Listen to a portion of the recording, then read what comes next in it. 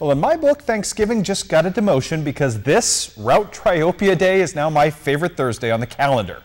Meeting number 56 between these two arch rivals had plenty of meaning, with both teams ranked in the top 10 in Class 1A, and Triopia trying to end a two-game losing streak to the Rockets while simultaneously trying to win the WIVC North outright. They'd have to beat their arch rivals. Route heads up tonight to do so in front of a packed house tonight in beautiful Concord, Illinois, where it was like triple the number of usual denizens there. Started off on an auspicious note for the Triopia defense as Blake Richardson gets the big stop right there, but the Route offense goes to work. Nick Lonergan with 3 different third down situations where he completes plays, and that sets up this play action pass. It is Lonergan up top to Garrett Eilering, 33-yard touchdown strike, and that, my friends, puts the Rockets up 7-0 at that point.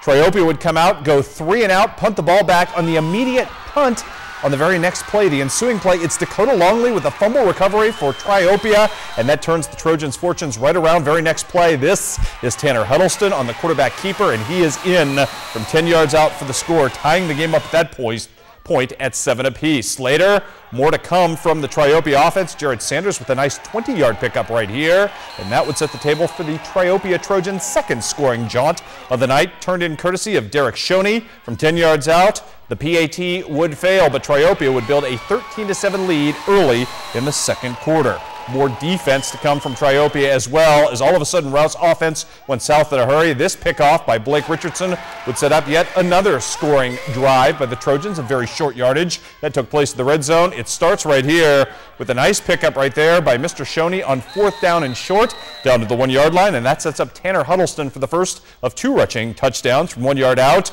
19-7 at that point. Triopia would go for the 2-point conversion, but Brant Young, the outstanding Rocket linebacker, would sniff that out and stop it at the 2-yard line right there. Still too much of the Triopia defense tonight. Blake Richardson with 2 interceptions in the first half. Triopia only had 187 yards of total offense in the night, but they beat Route by 32 points. Statistical anomaly, it still worked out as Triopia gets the big win and the WIVC North title. 39-7 was your final there. Let's do some scores tonight from Class 2. District 14 softball action. Highland is headed off to the district championship game by beating Clark County 8-2. Julie Schultz with 13 strikeouts on the hill for the Cougars. They will face South Shelby, who was an upset winner over Schuyler County tonight. That game taking place at 2 o'clock in South Shelby on Saturday. Other action in Class 2. We've got Mark Twain and Palmyra going at it. Melissa Wood looking for the big upset tonight, and she was going to do her level best both on the mound and at the plate. A towering home run right here gives Mark Twain a 3-0 lead at that point. You know what? That's good stuff. You're thinking Mark Twain upset? Here's Kelsey Martin, though, with the bunt and stretches it into an infield single. And then Kendra Hins will start things off for Palmyra on a much better note, bringing Miss Martin home with the single to left field. Bottom of the 6th, more to come from the Panthers. Liz Stansberry with the shot to right field. That's going to score 2. Katie Serban and Lexi Lawson at that point. And you know what? Palmyra is just going to get in their groove and do what Palmyra does. Feast like sharks in blood-infested water. Right here, it's Breanne Caldwell adding to it, doubling to the wall. Jamie Martin would bring her home. Palmyra wins in a blowout tonight, 13-3 to advance to the championship game. Up next for Palmyra, that game on Saturday would be the winner of the contest between Monroe City and Ellsbury. Auspicious start in this one for Tegan Garner and the Lady Panthers, as there were a lot of strikeouts early, but things would devolve quickly for Monroe City. How about Felicia Pruitt right here, hitting into the fielder's choice, which scores the first run of the game. Miss Pruitt not done yet. This is an RBI triple, which starts an onslaught at that point of 12 unanswered runs. My goodness, Ellsbury takes out Monroe City, the 2 seed, in an upset, a minor upset, but an upset nonetheless. 12-2 is your final. It will be Ellsbury and Palmyra doing battle in Monroe City coming up on Saturday. More scores for you to pass along tonight. Scotland County gets knocked off by Brashear tonight in Class 1 District 11 at Canton. Up next for Brashear would be the winner of tonight's Knox County-Canton game, which was a surprisingly close affair. Let's take you to the highlights of that one. Top of the 2nd, Rachel Poston in a bit of a jam, but she's going to get out of the inning right here with a strikeout. She pitches very, very effectively for Knox County. Canton's defense, though, kept them in this game. Off the bunt, it's Allie Carper going to Kayla Merrill at first, then she guns the runner at third. A 5-3-6 double play. Good defense from Canton. Knox would answer with some good defense of its own. Courtney Ballman smacks this ball deep, but Mackenzie Husted's there with a beautiful snag, all of Willie Mays over the shoulder. Here comes the Knox County offense. There wasn't much of it, just enough. Bailey Couch hits this to the wall. She lands on second with a double. Will be brought home by Miss Poston, and that was the difference in the ball game as Knox County survives a scare tonight. Knocks off Canton 2-1. Knox County takes on Brashear on Friday, tomorrow night, for the championship of that district.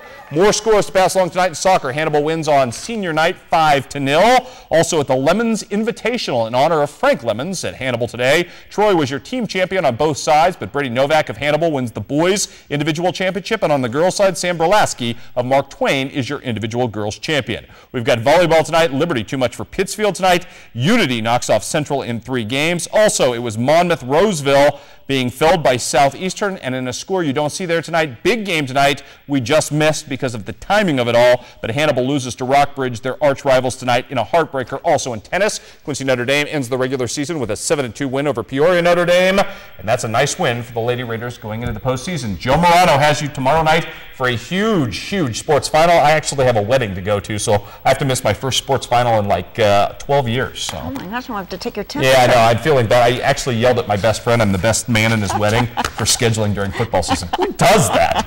Idiots. We'll be right back.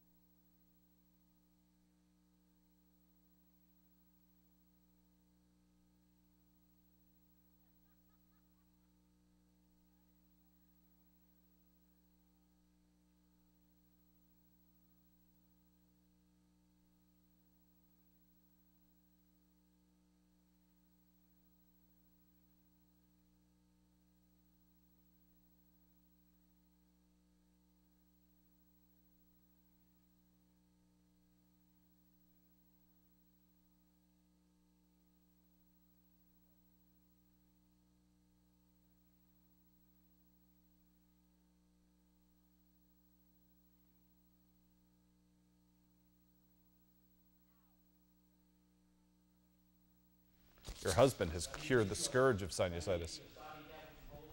Yes. Your husband has rid us of the scourge of sinusitis. No. I got the joke. Yeah. Oh. What? I'm sorry. You never saw Fat Albert. I never saw it. Kids today.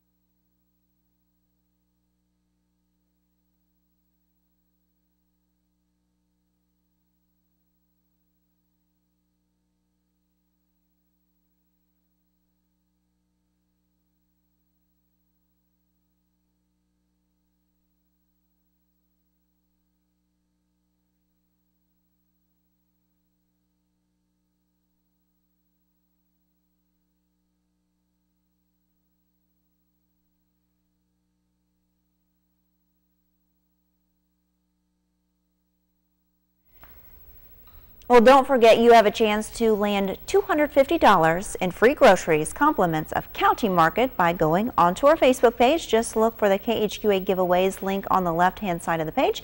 And there's just under a month left for you to win big in our Just Let It Ring campaign by promising to drive now, text later. One lucky viewer will win $500 from Central State Bank for pledging to stop texting while driving.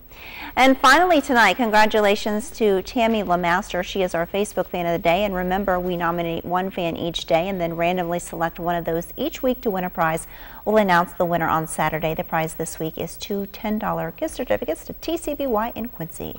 And I will take another day like we saw today. Love it. Yeah, we're going to line them up here as we head into the upcoming weekend. Looks like mid mid-80s again, at least tomorrow and Saturday. Look at the sun, too. I mean, we're going to have south winds around here for days to come, and that will keep us in the 80s at least until the middle part of next week, where we'll drop a little bit.